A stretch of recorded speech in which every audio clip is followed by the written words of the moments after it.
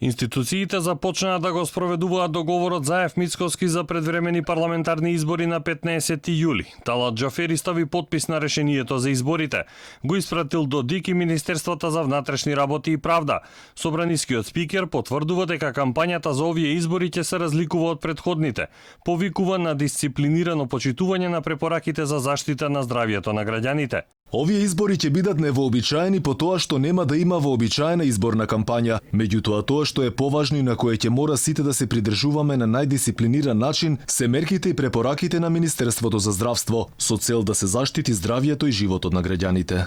Кампањата официјално ќе почне на 24 јуни, а претходно ќе заврши во онредната состојба од 8 дена која председателот Пендаровски ја прогласи по барање на владата. Изборното представување на партиите ќе трае 20 дена до 12 јули на полноќ.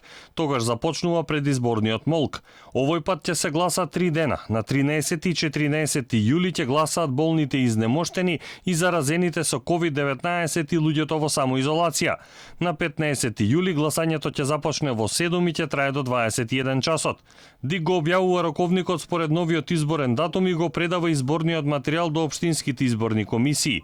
МВР пак до највисокиот изборен орган треба да достави податоци за граѓаните кои ќе наполнат 18 години до денот на изборите и оние кои поднеле барање за лични документи. Председателот на ДИК Дерковски вели дека комисијата ќе направи се за сите граѓани да може да го остварат правото на глас, но е песимист дека дијаспората на овие избори ќе може да гласа поради пандемијата со коронавирусот и затворените граници. Реално многу е тешко да се организира гласањето во дијаспората, затоа што голем број на држави се уште се затворени, се уште има проблеми со движењето, дел од амбасадите не ни се функционални на некој начин. Можно е дијаспората и да не гласа? Можно е, веројатно.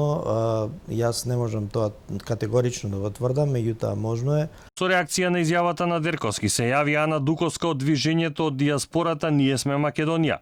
Таа истакнува дека владата во заминување работела на уништување на врската меѓу иселениците и татковината. Според неа, новата влада треба да се занимава со клучните барања на дијаспората, формирање Министерство за иселеништво и македонско национално малцинство и креирање систем за електронско гласање.